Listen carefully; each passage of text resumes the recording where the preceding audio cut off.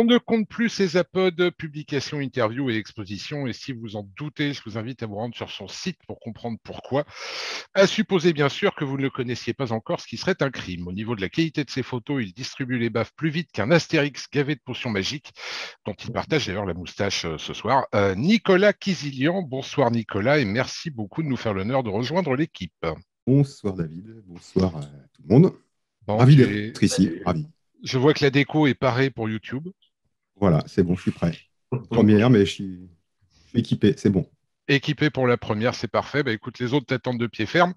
Et continuons justement avec ces autres, puisque le deuxième Nicolas de la soirée était à l'astrophoto, ce que les frères Bogdanov ont été à la découverte de la SF pour toute une génération, quand nous autres misérables vermines essayons de photographier des nébuleuses, lui les découvre. Il paraît même qu'il aurait en stock des photos des vaisseaux de la Fédération Galactique.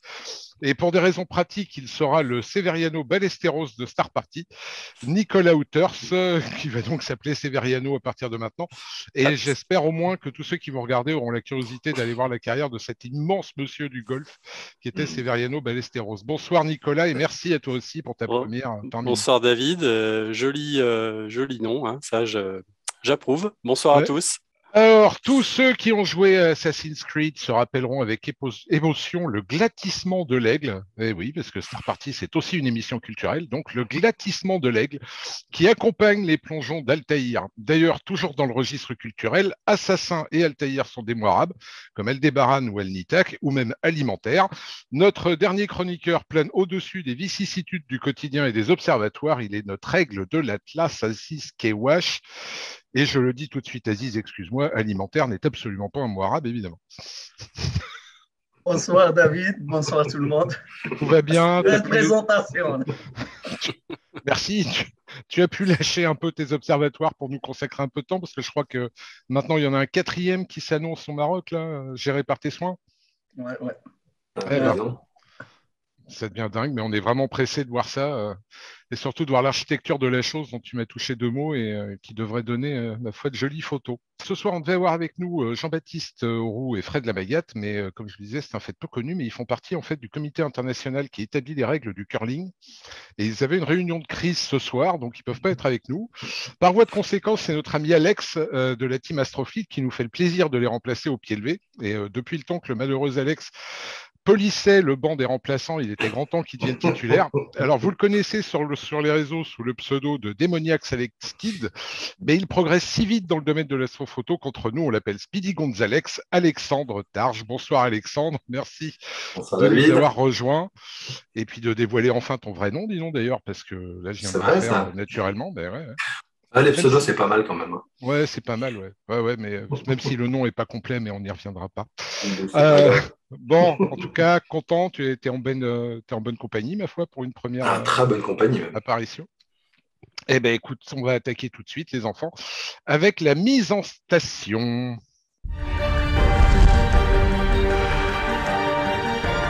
Nombreux sont les astrophotographes qui, au cours des discussions qu'on a pu avoir, évoquent la possibilité de vivre de ce hobby, qui est effectivement non seulement chronophage, extrêmement exigeant en termes d'apprentissage et qui demande aussi un véritable investissement. Très souvent, les velléités de vivre de l'astrophoto me provoquent un hoquet un peu nerveux, tellement je trouve ça risqué, voire utopique. Par rapport à votre expérience, messieurs, est-ce que ça vous paraît une totale utopie ou une réalité possible? Est-ce que quelqu'un a une expérience de ça, un retour à faire là-dessus? Alors, j'ai une petite expérience, on va dire, de vente ou de non-vente plutôt oui. lors des expositions. J'ai fait quelques expos. Bon, clairement, ça ne se vend pas. Hein. Bon, après, il y en a peut-être qui vendent, hein, je ne dis pas le contraire, mais le souci, c'est que tu te retrouves directement en concurrence avec du Hubble, par exemple, dont les images sont gratuites sur Internet. Ouais. Tu as plus vite fait d'aller imprimer une super photo de Hubble que d'aller vendre tes photos. Ça n'intéresse pas grand monde, malheureusement. Ou alors, ceux que ça intéresse, c'est ceux qui vivent dans ton village et qui se disent, ah bah tiens, je vais l'acheter parce que ça a été fait dans le jardin d'à côté. Donc, oui, donc toi, à part quelques voisins qui se disent, tiens, ça a été photographié d'ici, globalement, pas de résultats commerciaux immédiats. Non. Peut-être la famille, tu vois, mais ça va pas plus loin que ça, quoi. Hein. Tu as la famille, les amis et puis les voisins. Mais sinon, vraiment en vente, ça me paraît malheureusement aujourd'hui un peu utopique. Voilà. Je ne sais pas ce qu'en pensent les autres. Mais... Aziz, Nicolas, Alex, qu'est-ce que vous en pensez? Est-ce que vous avez une expérience d'ailleurs par rapport à ça? Alors, moi, je n'ai aucune expérience de vente pour la simple raison, c'est que je débute l'astrophoto, là, ça. Donc, je n'ai pas encore le pédigré de nos autres invités. Bah, débuter l'astrophoto, t'es un peu modeste là quand même. Bah, ça fait 2 ans que j'ai commencé l'astrophoto. Donc, Ouais, mais ça, tu dis ça pour énerver les autres. non, absolument pas.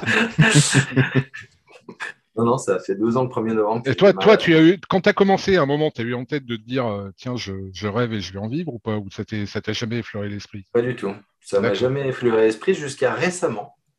C'est-à-dire que moi, je m'intéresse un petit peu à tout ce qui est investissement crypto-monnaie, tu vois, des choses comme ça. Et en ce moment, on parle beaucoup des NFT. Alors, je ne sais pas si ça parle à certains d'entre vous.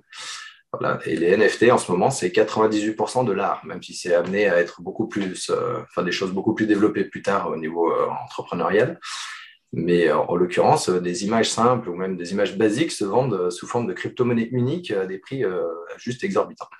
Et je pense que c'est juste une bulle en fait qui pourrait être exploitable en ce moment, effectivement, même pour des images d'astrophoto, parce qu'il te suffit d'avoir les droits d'auteur de l'image en fait que tu commercialises. Voilà. Mais sinon, oui, effectivement, de manière telle quelle pour son salon ou effectivement pour un particulier, à moins d'être vraiment passionné, comme dit Nicolas, il suffit d'imprimer Hubble en A3 et puis tu as la même chose pour 10 balles, quoi. Ouais. Je pense vraiment que c'est effectivement une niche très fermée d'amateurs au sens propre, comme peut être de l'art abstrait ou autre chose, hein, attention. Hein. Mais oui, non, c'est une question volume, je ne pense pas que ce soit très important en tout cas. Comme Alex, franchement, je ne suis pas assez vieux dans le domaine, quoi. Bon, pour l'astrophoto, ça fait à peine 5 ans, ce qui fait, je pense, c'est pas assez pour carrément aborder ce sujet-là, mais quand même, pour moi, à l'instant T, vendre comment dirais-je, les photos là, c'est une source de faillite pour moi. À chaque fois que j'imprime, il y a quelqu'un qui fabriquer passe. des observateurs. Elle l'emmène avec, à chaque fois, à chaque fois. Et pour l'instant, c'est pas encore le cas. Il faudrait les utiliser en cadeau d'entreprise pour ton cabinet, ça pourrait être intéressant. Ça ferait connaître le travail et puis au moins, tu fais tourner tes photos. Severiano, toi, par rapport à ça? Même chose. Hein. En fait, j'y ai jamais pensé. J'ai toujours prôné mon statut amateur, donc j'ai jamais voulu tirer profit de l'astrophotographie. Et non, ça a jamais, j'ai jamais fait d'expo ou que ce soit. Par contre, je dirais la source de revenus ou pas vraiment de revenus, c'est éventuellement arriver à se faire prêter du matériel. Ça, j'ai réussi à me faire prêter du matériel. Donc ça peut être intéressant. C'était quoi, sous la forme d'un partenariat, d'ambassadeur, sponsoring ou là, c'est plus avec des... Ouais, c'est ouais, exact, d'articles vidéo. Donc, Optique Interlinden m'avait prêté du matériel pendant une année et j'ai pu essayer ça. J'ai eu aussi à l'époque Galileo qui m'avait prêté des caméras. Puis là, on a également des prêts chez Ciel Austral. On a également des prêts. Hein. Donc, je dirais que de manière indirecte, ça peut être intéressant, mais il n'y a aucun gain d'argent. Oui, mais c'est plus une atténuation des coûts finalement induits qu'un véritable revenu. C'est une aide. Le revenu, non, j'y crois pas. Ça, c'est clair.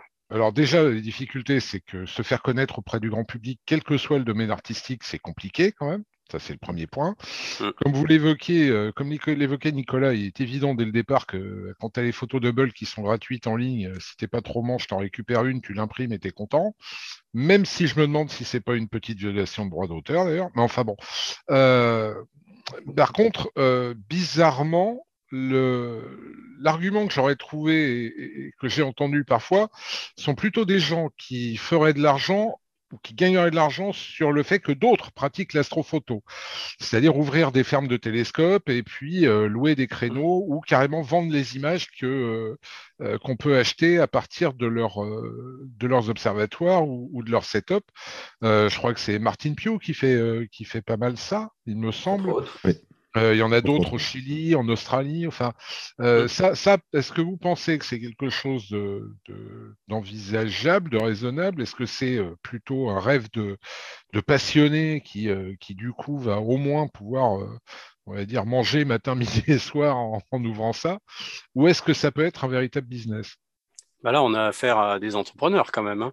Ouais, Moi, je connais bien Vincent Suc, donc il y a l'observatoire El Sauce au Chili. C'est une réelle entreprise. Donc là, on n'est pas sur un côté amateur qui se dit, tiens, je vais tirer parti de ma passion. On est vraiment sur quelqu'un qui entreprend sur du long terme, quoi, hein. L'observatoire Sirène, où j'ai un télescope également, un observatoire, là, c'est une association. Donc et là, ils en vivent, mais c'est vraiment ça reste quand même des entreprises, quoi. ouais. Avec des investissements, j'imagine, qui Ouais, sont quand même relativement lourds. Oui, Tout à fait. on n'est plus sur l'amateur, là, hein, qui cherche Ouais. juste à vendre ses deux, trois photos, quoi. Mhm. Vous avez une idée à peu près de ce que ça veut dire? Moi, mais c'est l'ancien entrepreneur en moi qui se pose la question. J'ai pas du tout l'intention de le faire. Puis je vous dis tout de suite, un remote en Bretagne, ça intéressera personne. Mais quel serait le volume d'investissement si on veut monter une ferme de télescopes dans un endroit un peu ensoleillé? Après, ça dépend de plein de choses. Si tu simplement tu loues les colonnes et l'emplacement, à ce moment-là, tu n'as pas le coût matériel entre guillemets Mhm. d'imagerie en fait. Ouais, mais ça veut dire qu'il te Après, faut quand même un terrain, il te faut quand même un bâtiment ou deux, oui, plus mais les après, ça reste infrastructures. très administratif. Acheter un terrain en Amérique du Sud, je suis pas bien ouais. sûr que ça coûte 15 000 euros du mètre carré, hein. Donc, Non, mais après, visiblement, c'est assez compliqué. Enfin, en tout cas, au Chili, au niveau administratif, apparemment, c'est pas je pense hyper de toute simple. façon. Il y a une notion d'achat de terrain, de propriété qui est visiblement assez complexe. Il y a pas mal d'exploitation du sous-sol également qui impose en fait un certain nombre de réserves quant à la propriété du terrain. Voilà, effectivement, là, c'est une entreprise à long terme. Donc, un gros investissement, beaucoup d'administratifs, voire éventuellement, pour beaucoup, partir vivre là-bas, hein. Plusieurs exemples, hein, parmi les amis, là. Voilà, là, c'est, comme disait Nicolas, là, on se retrouve vraiment dans le côté pro, avec tout ce que ça implique derrière, de changement de vie, de carrière, hein. Clairement, on n'est plus dans le domaine vif de sa passion, là. On Ouais, vit ouais. certes de sa passion, mais on en vit en tant qu'entrepreneur. Ouais.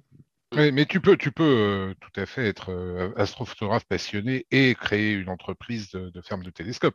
C'est pas complètement incompatible. Non. On est d'accord que c'est pas la vente de l'astrophoto enfin d'astrophoto qui va te permettre comment, de gagner de l'argent, sauf quand tu peux acheter des bruts. Alors moi, j'ai jamais fait ça, mais je Tout à sais pas fait. s'il y en a parmi vous, à part toi, Alex, je sais qu'il a fait d'acheter des bruts pour pouvoir les traiter. Tout à fait. C'est un truc qui coûte cher, ça, ou pas? J'ai aucune idée en la Ben, matière. en fait, déjà, ça dépend de la ferme, entre guillemets, de télescope et de quel télescope a été utilisé. Parce que forcément, plus le télescope est gros, comme le 1 mètre à LSOC, plus forcément, l'heure de télescope est chère. Donc, les Mhm. bruts, à la fin, sont chers aussi. Ensuite, le fait d'acheter des bruts, enfin des masters, entre guillemets, ou des lots de bruts, si tu veux, tu ne choisis pas l'objet non plus. C'est-à-dire que c'est des objets très généralistes, effectivement. Tu vois, ce n'est pas des petites galaxies perdues à droite ou à gauche. Tu ne choisis pas le cadrage. Voilà. Alors après, de plus en plus, avant, c'était moins détaillé, entre guillemets. Maintenant, de plus en plus, on a vraiment la durée horaire, si tu veux, de shoot au moins pour chaque filtre. Tu vois, et on est rarement sous les 20-30 heures de shoot minimum, quoi. Donc, généralement, vu que le matériel est quand même qualitatif, enfin voilà, il y a quand même une vraie image derrière, tu vois. C'est pas. C'est bon. Alors après, tu peux acheter soit les masters tout faits, calibrés. Voilà, en gros, tu te retrouves avec ton SHO, ça te coûte, j'allais dire 3 francs 6 sous, mais beaucoup moins cher si tu veux, que si tu achètes toutes les brutes d'un coup et que tu dois te faire tout le pré-traitement, qui peut être très chronophage aussi, quoi. Mais de manière générale, après, oui, ça dépend surtout du matériel, hein. Clairement. Alors, quand tu dis moins cher, on est sur des montants de quel ordre?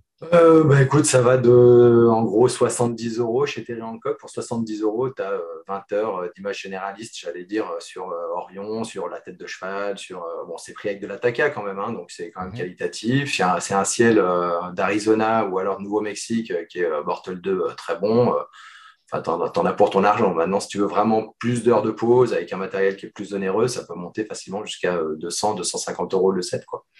Ah oui, oui, c'est commence à Voilà. faire des sommes. Et d'ailleurs, Nicolas, vous qui avez un observateur, enfin un setup à LSOC, Hum. vous n'avez jamais pensé à revendre des brutes ou des choses comme ça, justement pour Non. essayer d'amortir des coûts, ou c'est complètement justement une autre logique que ce que vous Ouais, faites c'est une autre logique. On n'est pas dans une recherche d'amortissement de coûts. On sait que c'est une passion qui nous coûte beaucoup d'argent. C'est pour ça qu'on s'est mis à plusieurs, hein, pour réduire les coûts. Mais après, on n'a pas, non, on n'a jamais envisagé la revente de nos images brutes, hein, ça c'est sûr. On a plutôt tendance même à les donner de temps en temps, mais pas à les vendre. Ce qu'il faut quand même préciser, c'est que soit effectivement, tu peux acheter des sets de brut déjà faits, soit tu peux louer du temps de télescope. Ouais. Là, tu vas pointer l'objectif. Là, les prix commencent à grimper très très vite, hein. Là, tu peux te retrouver avec du 2 € la minute, des choses comme ça, hein. Donc, là, si tu veux faire 40 heures de pause, Oui, ça commence à avoir commence un à... coût important.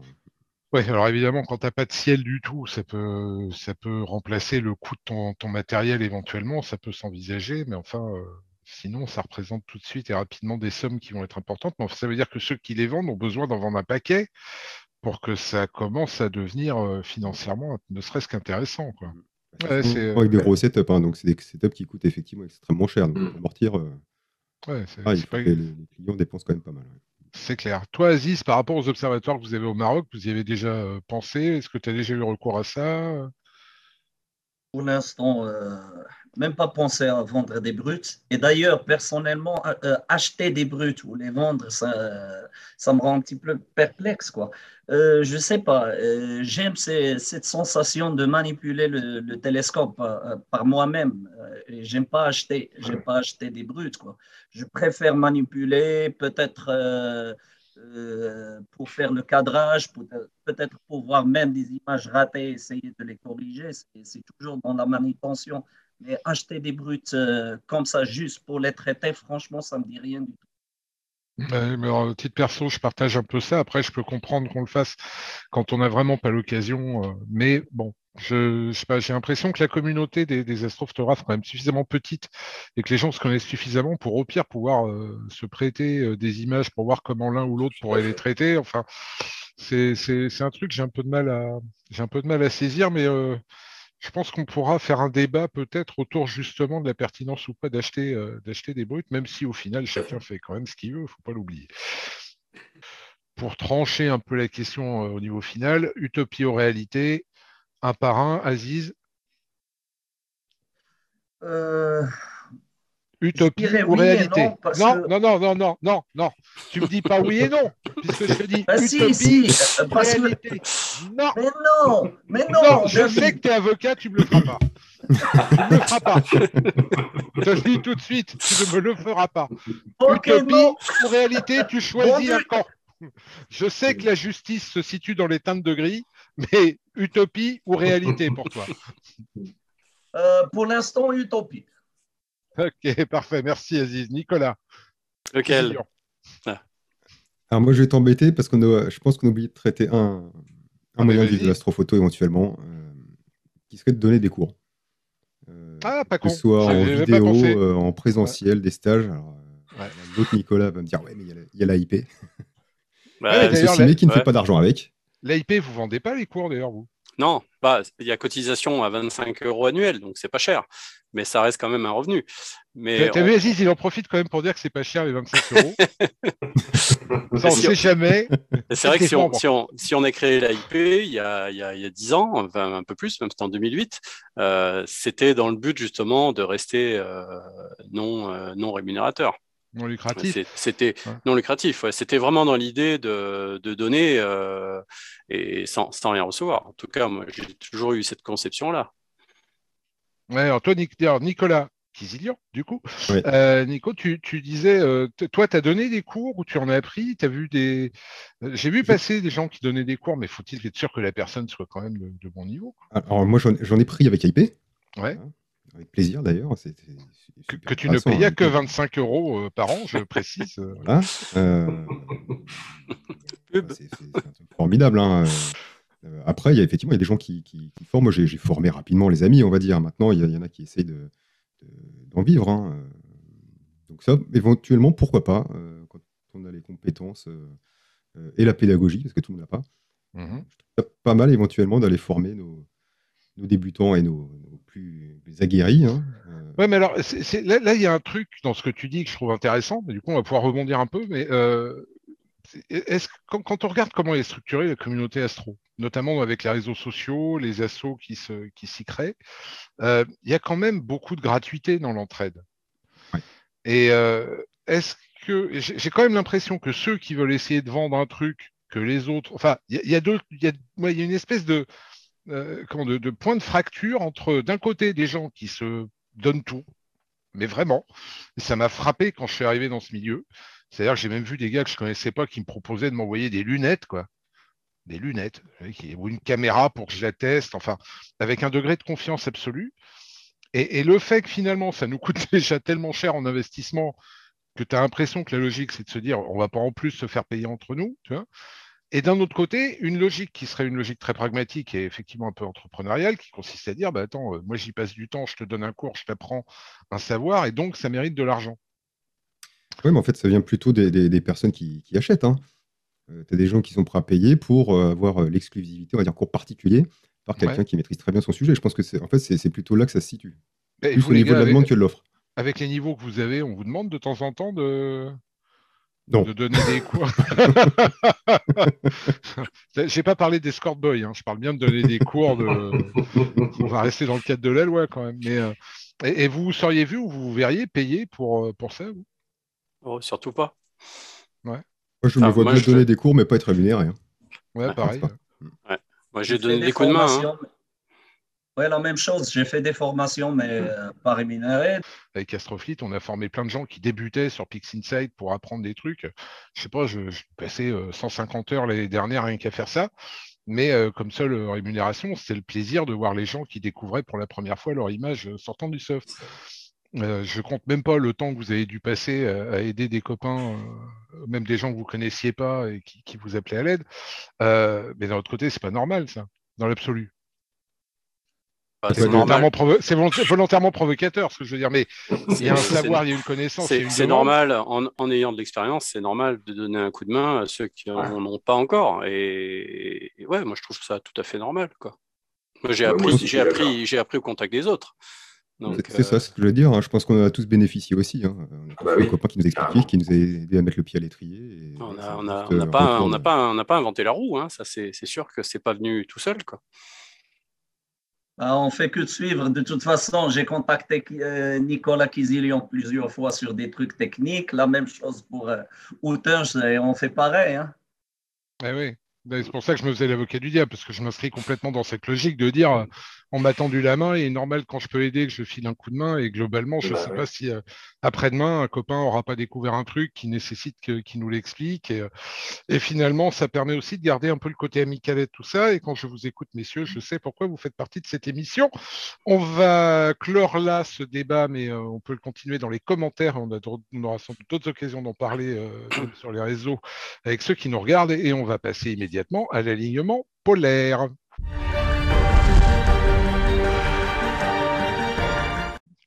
Donc, l'alignement polaire, on va pas présenter un matériel en particulier aujourd'hui, mais on va essayer de donner quelques infos sur une pratique qui est d'autant plus, on va dire, dans l'esprit des astrophotographes européens, vu le climat constable depuis quelques semaines, c'est la possibilité de faire du remote. Alors, on peut faire du remote, qui est donc de la prise de contrôle à distance d'un setup astro. On peut le faire chez soi, c'est-à-dire vous pouvez tout à fait avoir un observatoire au bout de votre jardin et le contrôler depuis votre ordinateur ou votre téléphone et un autre endroit en France où votre épouse vous a traîné pour passer une soirée avec des gens que vous n'avez pas envie de voir alors que vous préféreriez être en train de shooter pour faire plaisir aux copains ou les épater le lendemain. Mais vous pouvez aussi, évidemment, grâce aux joies de la technologie, contrôler un setup qui se situe, je ne sais pas, disons au hasard, au Chili ou au Maroc, et qui vous permet de transgresser les nuages qui vous empêchent d'accéder aux étoiles, ou au contraire, justement, d'accéder à des cieux de meilleure qualité. Vous avez tous une expérience du remote. Enfin, Alex et moi, on est en train de se la faire en ce moment avec Aziz. Donc nous, enfin moi, je vais rester complètement en dehors du sujet, mais par contre, les deux Nicolas et Aziz, vous avez une énorme expérience de la chose. Est-ce que vous pourriez nous donner un peu les tenants et les aboutissants de je vais lancer une opération remote, qu'est-ce que ça implique? Parce que c'est quand même assez vaste. Ça implique déjà une prise de décision, parce que en remote, tu as plusieurs approches déjà. Soit tu bénéficies d'hébergeurs de télescopes, hein, on en parlait tout à l'heure, hein, donc tu héberges ton propre matériel dans une structure qui est existante, hein, il y en a plusieurs qui existent. Soit tu loues du matériel en remote, hein, tu peux le faire aussi, hein, voilà, c'est une autre approche. Et après, tu as une approche qui consiste à installer toi-même ton matériel de A à Z sur un site distant, proche ou moins proche.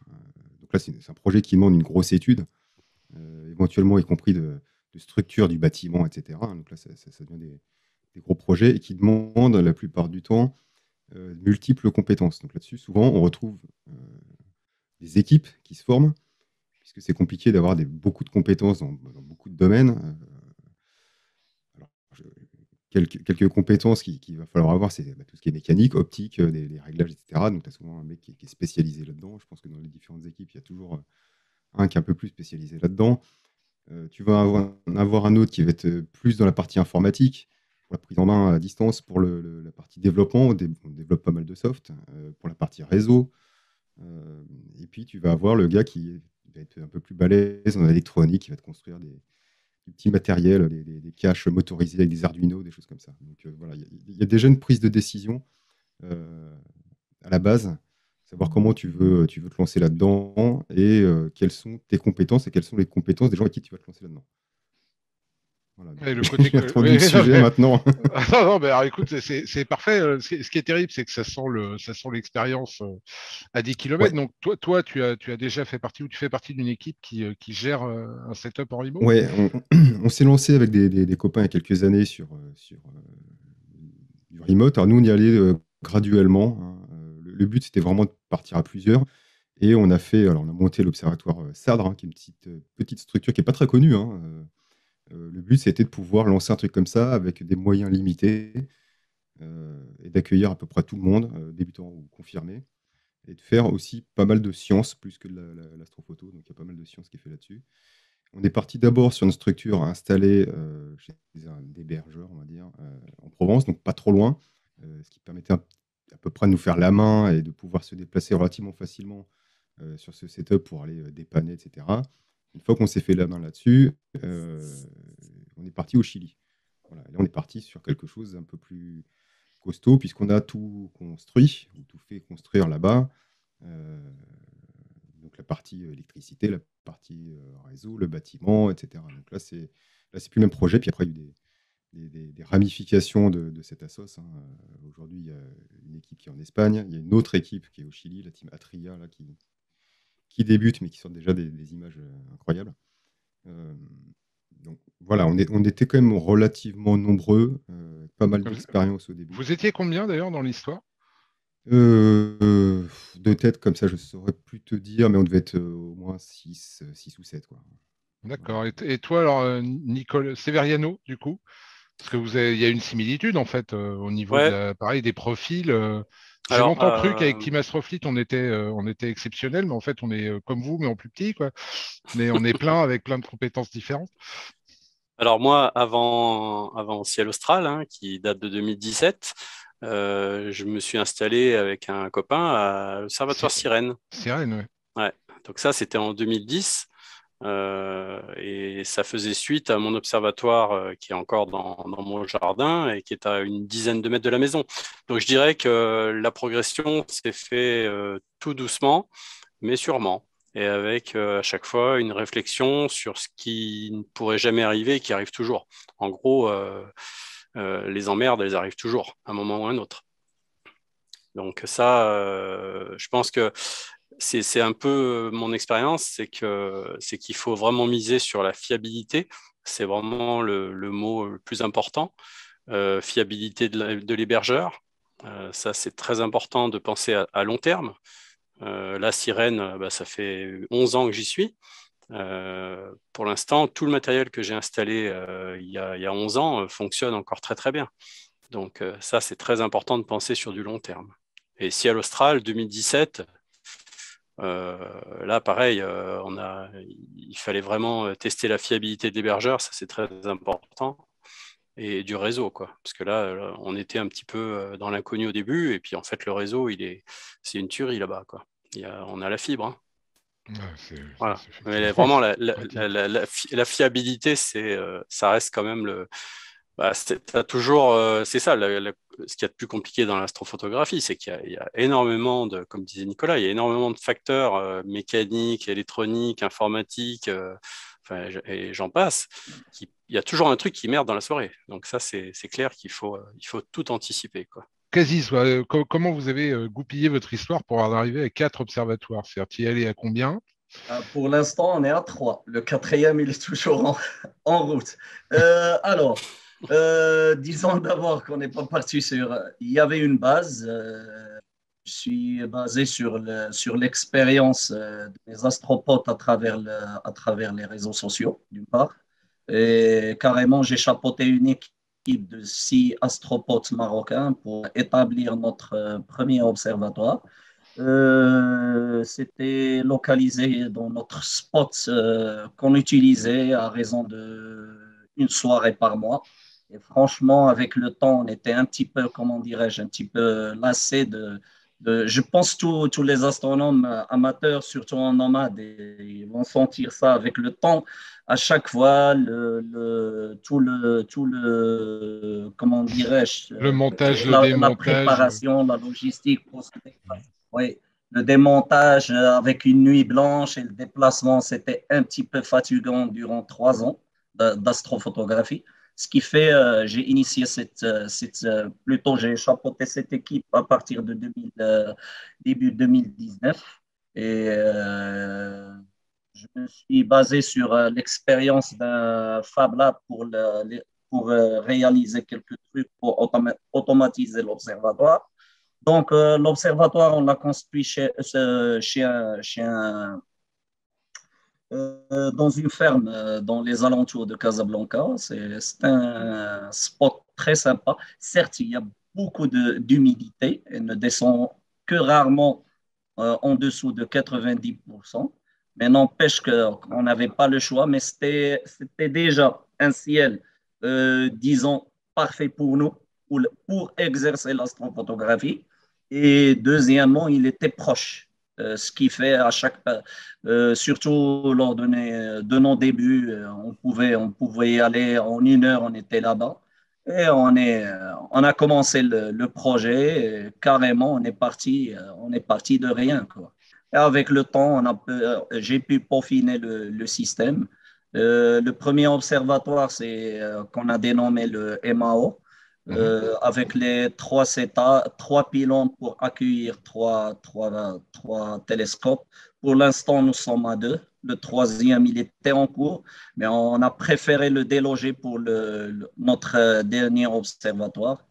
Et pour le deuxième de Ifrane, en fait, je pense que Nicolas le connaît, hein. Ouais, ouais, ouais, Bah, j'avais visité franchement, l'observatoire d'Ifrane. ouais, ouais. Là, on a constaté carrément que le matériel a pris un coup, ce qui fait après mult essais pour le régler, on a préféré carrément le démonter et mettre un setup à la place et on a motorisé le toit en se basant sur la petite expérience qu'on a eue au premier observatoire et heureusement, ça fonctionne. Et pour le troisième, c'est le dernier, on a commencé le projet début 2021. 6 mois après, c'était fini. Je pense entre nous, c'était l'Observatoire 2.0 avec pas mal Mhm. d'améliorations, pas mal de trucs qu'on a ratés sur les 2 observatoires. On a essayé de rattraper le coup dans le troisième. Pas à pas, on s'améliore. Quand on a un setup en remote, aujourd'hui, on est d'accord, globalement, l'informatique est finalement pas le plus gros des problèmes. des logiciels qui permettent de prendre le contrôle d'un mini PC à distance, ça existe. Les réseaux informatiques, t'en parlais Nicolas tout à l'heure, genre la fibre, ça permet quand même de faire transiter un maximum de données. Par contre, le moins de problèmes mécaniques ou électroniques sur place, quand tu es au Chili et que tu es en France et que tu as une période de Covid ou de pandémie, tu dois pouvoir te faire dessuer quand même. Autant Ou que est-ce ça. qu'il y a des gens j'espère. sur place qui peuvent traiter ça? Non, c'est là où la fiabilité de l'hébergeur est importante et le service, ouais, la maintenance est quand même très très importante. Alors c'est sûr qu'on n'a jamais une maintenance dans l'heure, mais on a une maintenance dans la journée sur n'importe quel type de problème mécanique, ouais, n'importe quoi, une panne. On a toujours eu, que ce soit à Sirène ou à El Saocé, toujours eu énormément de retours positifs, là. Mais ça veut dire que si tu décides d'acheter un terrain, d'installer du matos et de le gérer depuis la France, c'est une connerie en fait. C'est compliqué, là. Ça, Là, oui. c'est à pas faire. On est d'accord. Non, non, c'est à ne pas faire. Voilà. Carrément. Donc, ouais. Tant que nous en sommes à faire rêver nos malheureux compatriotes pour quatre d'entre nous et voisins ou d'autres Méditerranées pour Aziz, à partir du moment, mettons, qu'il existe des endroits sur Terre qui sont aussi légendaires que les licornes ou les dragons, où on a 200 à 300 nuits dégagées par an, avec un ciel sans le moindre trace de pollution lumineuse. Et effectivement, là, j'imagine que tous ceux qui ont eu l'occasion de goûter à ça, ou qui vivent directement sous ces cieux-là, Aziz, vous shootez tout le temps. C'est-à-dire, dès que c'est possible, ça shoot. Et comme tu l'as évoqué, Nicolas, tout à l'heure, ça veut dire des paquets de gigas de données qui déboulent tous les matins. Mm.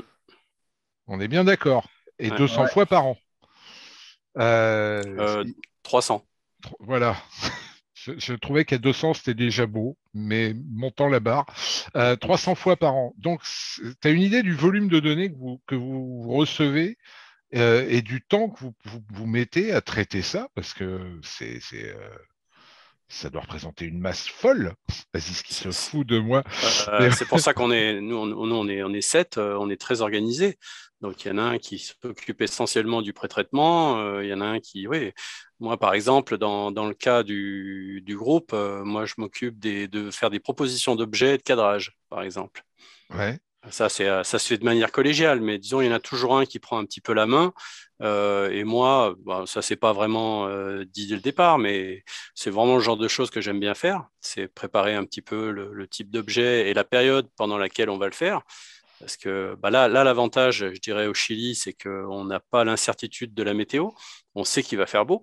Donc, on peut programmer quasiment sur quelques semaines, parce que nous, les objets, on fait quand même en moyenne une centaine d'heures de pause par objet. Donc, ça veut dire quand même quelques nuits ou quelques semaines à la suite, quoi. Et comme on fait du multi-objet, en fait, ça devient. En fait, on essaye d'optimiser la position de l'objet dans le ciel pour faire du multi-objet. Il n'y a pas qu'une monture, un télescope et une bonne caméra derrière. Il faut aussi un PC, outre les tuyaux qui permettent de véhiculer les données, il faut aussi un PC, ou plusieurs PC d'ailleurs, qui tiennent la rampe. C'est-à-dire qu'ils ne vont pas mettre 45 minutes pour une locale normalisation sous PixInsight, pour ceux qui ont testé ou qui connaissent. Et il faut des disques durs en rafale pour traiter tout ça. Bah là, notre expérience, c'est quand on a fait le grand nuage de Magellan. Là, on avait, je crois de mémoire, 16 champs en 4000-4000. Donc là, je sais que c'est Philippe Bernard qui avait fait le traitement essentiellement. Et le PC est resté pendant 3 semaines pour faire l'alignement des 16 panneaux. Donc ça a duré 3 semaines de traitement. Et sans avoir le résultat à la fin. Ouais. Donc il a fallu attendre 3 semaines pour savoir si c'était bon ou pas, quoi. Donc là, il valait mieux pas qu'il plante, hein, le PC. J'allais te dire, si les plombs sautent à 3 minutes de la fin, et si tu n'as pas mis un onduleur, tu es malheureux. Vous qui avez profité du remote, est-ce que c'est quelque chose dont vous pourriez vous passer aujourd'hui? Ou est-ce que le fait d'y avoir goûté, c'est mort? On est cuit et on a envie d'y rester tout le temps. Aujourd'hui, je m'en passe. Ouais. Je m'en passe. J'aide les copains à faire la maintenance, surtout sur la partie informatique. Maintenant, je pense que ça peut être une approche complémentaire parce que ce que disait Aziz tout à l'heure, le fait d'avoir le matériel à côté de soi, je trouve que c'est un charme. Même si l'astrophoto, on automatise quand même beaucoup, hein, même si on fait ça depuis son jardin. Je trouve que c'est complémentaire. Je ne sais pas si on peut se passer du remote, mais je pense qu'on ne peut pas se passer à un moment donné d'avoir son télescope aussi chez soi, même si on a un mauvais ciel, même si il y a toujours le plaisir d'aller installer son truc et puis de le faire de chez soi. Voilà. Je suis désolé, je retourne la réponse un peu à l'inverse de ta question. Mais... Non, c'est plein de... Au contraire, c'est plein de sagesse. Je pose souvent des questions dans des termes qui ne sont pas ceux auxquels j'adhère. Hein. C'est ça, d'être l'avocat du diable et de lancer le débat. Mais je trouve qu'effectivement, être assis dans mon jardin, même avec la pollution lumineuse, et même en ne voyant qu'une preview qui donne une jolie image noir et blanc, j'ai le plaisir d'observer. Il m'arrive parfois de passer d'une cible à l'autre, même quand j'ai pas beaucoup de temps, comme le ferait un astronome qui observe, mais avec les détails d'un filtre H-alpha shooté sur une caméra et comme si mon œil restait ouvert 5 minutes. Et ce plaisir-là, le remote me l'apportera pas, c'est évident. À l'inverse, le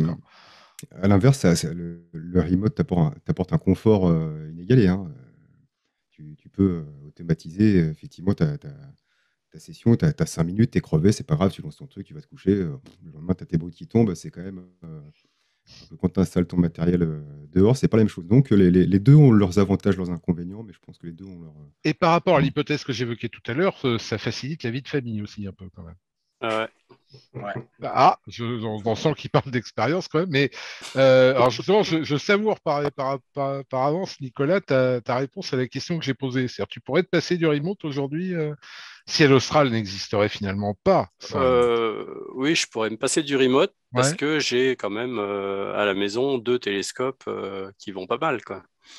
Donc là, j'ai quand même. C'est un remote de proximité, mais ça reste quand même du matériel que j'entretiens régulièrement, que je vois, que voilà. Donc je peux me passer du remote. D'ailleurs, Ciel Austral, ça fait 1 an qu'on n'a plus rien, puisqu'on a revendu tout le matériel pour acquérir du nouveau matériel. Mais là, il est en cours d'installation. Donc ça fait 1 année que je ne fais plus rien au Chili. Sirène, ça tourne, mais là, ça fait 1 mois que, à cause de la météo, je ne fais plus rien non plus. Donc voilà. Et Donc, tu es dans la même logique que Nicolas de dire il y a quand même effectivement le plaisir d'être à côté de son télescope sous le ciel étoilé, ou est-ce que tu as dépassé ce stade-là? j'ai dépassé ce stade-là Ouais. et je me fais peut-être plus d'émotion avec un remote à distance parce que à la limite, quand ça va pas que ça devient flippant et ça, j'adore. Quand il y a une perte de réseau et puis qu'on regarde la météo, voilà, on voit qu'ils annoncent de la pluie. Il y a quand même un petit côté un peu risqué quand même, hein, toujours, même si on a tout prévu, l'imprévisible arrive toujours. Donc ça, c'est en émotion, c'est fort. Hein. Moi, il y a des soirées où j'ai 3 PC allumés en même temps, sans compter Ciel Austral où il y en avait 2 de plus. Donc, des fois, je me connecte à 5 PC en même temps. Et franchement, c'est speed, mais j'adore. Et puis, c'est là où le coup, où ta femme arrive pour te dire viens manger, viens manger, viens manger. Et toi, tu as 5 ordinateurs à gérer. Et ça, c'est Je sais pas vous, mais moi je viens d'avoir une génial. espèce de flash, genre Inspecteur Gadget, c'est-à-dire le méchant avec son gant, son chat et tous ses écrans devant. J'ai eu ça et en même temps j'ai eu Apollo 13, mais ça m'a fait flipper. C'était plus angoissant. Et toi, Aziz, aujourd'hui, tu te revois partir comme au début avec ton télescope sur l'épaule, la monture sous le bras et direction le spot, ou est-ce que le fait d'être en remote aujourd'hui est pour toi trop confortable, quoi? Oui, c'est vrai, le remote, c'est très confortable. Ça te permet de faire de l'astro presque à chaque nuit, mais quand même le matériel près chez soi, c'est intéressant. C'est pour cette raison que j'ai gardé mon C8 Evolution. Il est tout près de moi là.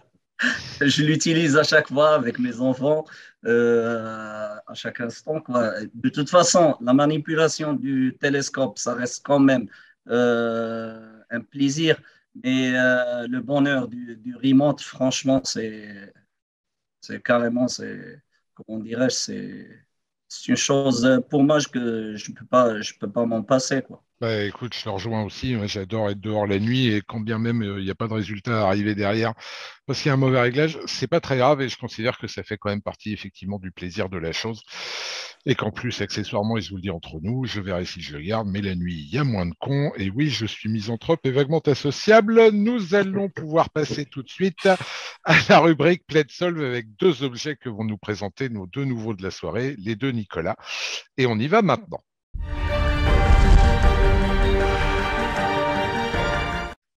Voilà. Donc, les enfants, qui veut commence. Alors, NGC 3184, je ne l'ai pas trouvé par hasard. C'est vrai qu'en février, c'est pas un mois très propice pour faire de l'astrophoto, en tout cas chez nous en France. Et j'ai pas beaucoup d'images faites pendant cette période-là.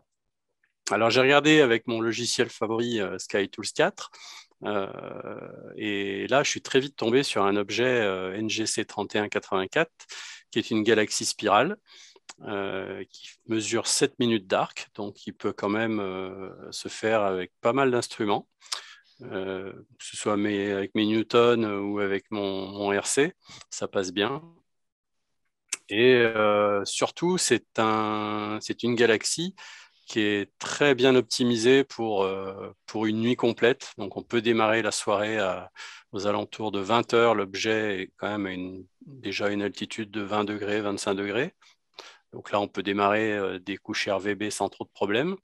Et puis, l'objet monte très très haut, hein, quasiment perché dans le ciel, jusqu'à la fin de la nuit. Et donc, on peut de nouveau, quand il est très haut perché, faire des luminances pour obtenir un maximum de détails et finir de nouveau par des RGB. Donc, je pense qu'en une ou deux nuits, cette galaxie spirale, elle peut se faire. Elle mesure 7 minutes, hein. 7 minutes de diamètre. C'est vraiment une spirale magnifique. Magnitude 14, donc pas si évidente que ça à faire. Voilà. Donc, si au mois de février, il fait beau, je pense que je vais shooter cet objet-là, quoi. Allez, Nicolas Kizilian qui va nous présenter maintenant NGC 2261, qui a un joli nom, ma foi. Ouais, GC 2261, alors je précise tout de suite, je ne l'ai jamais photographié. Et pourtant, je trouve que c'est un objet intéressant. Alors, elle a d'autres noms, hein, c'est aussi Caldwell 46. Et on la connaît un peu plus sous le nom de la nébuleuse variable de Hubble. Alors, elle est dans la constellation de la Licorne, hein, elle n'est pas très loin de la nébuleuse de la Rosette, donc assez bien placée en ce moment. Elle s'appelle nébuleuse variable de Hubble, non pas parce que c'est Hubble qui l'a découverte, hein.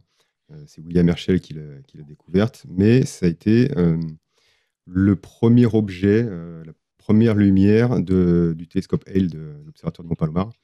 Et Edwin Hubble était à la manœuvre, donc voilà d'où vient son nom. Donc cette nébuleuse, c'est une nébuleuse par réflexion, qui a 2500 années-lumière. Et elle a une caractéristique que je trouve plutôt intéressante et plutôt rare. Sa luminosité, sa structure change de semaine en semaine. Donc c'est une nébuleuse variable, ce qui ne court pas les rues quand même. Alors, elle est éclairée par une étoile Hermonocérotis, qui est une étoile variable, mais pourtant on pense que ce n'est pas cette étoile qui fait la variabilité de la nébuleuse. Cette étoile, c'est une étoile qui est encore en phase d'accrétion. C'est ce qu'on appelle une étoile de la préséquence principale. Et donc, elle est entourée par un disque circonstellaire avec des poussières, des gaz, etc. Et l'interaction entre la matière du disque circonstellaire éjectée ou déplacée par l'étoile fait que là, elle éclaire plus ou moins la nébuleuse qu'il y a autour. Voilà. Donc, c'est un objet intéressant qui demande quand même pas mal de focale pour rendre quelque chose. Hein. Je pense qu'il faut au moins 2 mètres, voire 3 mètres de focale. Donc là, on rentre sur des instruments plutôt de gros diamètre. C'est une nébuleuse qui fait 3 minutes d'arc par 1 minute d'arc à peu près, donc qui n'est pas énorme. Magnitude 9, donc relativement brillante.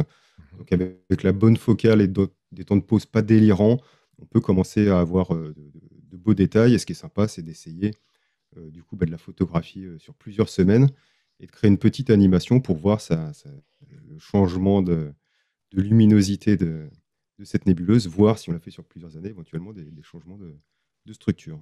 Donc voilà l'objet que je voulais vous présenter.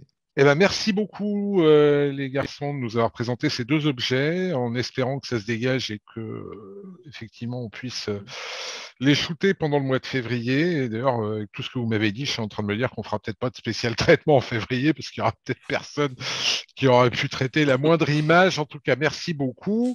On arrive à la fin de l'émission, puisque désormais, donc, le traitement se trouve à part et on retrouvera, on enregistrera en tout cas la semaine prochaine la spéciale traitement. On retrouvera le gentil Aurélien Chaperon, les méchants Mathieu, hein, c'est pas moi qui parle, ce sont quelques-uns des commentaires. On retrouvera, j'en oublie, c'est terrible, mais ça me reviendra. Enfin bref, on retrouvera tout le reste de l'équipe pour traiter les photos et on en a reçu encore un paquet. Non, Valentin sera pas là. Valentin sera pas là. Valentin sera en train de shooter une nouvelle pub pour L'Oréal, pour leur dernière lac, donc il sera pas là. Voilà, alors lui, vous voyez, il n'est pas encore arrivé, il en prend déjà, le pauvre. Mais voilà, donc Valentin, on le récupérera à partir du mois de février, justement. Et merci pour cette émission, les garçons. Merci Alex d'avoir été remplaçant de luxe pour ce soir. Avec plaisir. Merci Aziz d'avoir encore fait l'effort d'être à l'heure malgré le décalage horaire, c'est vraiment adorable. Merci à vous deux les Nicolas.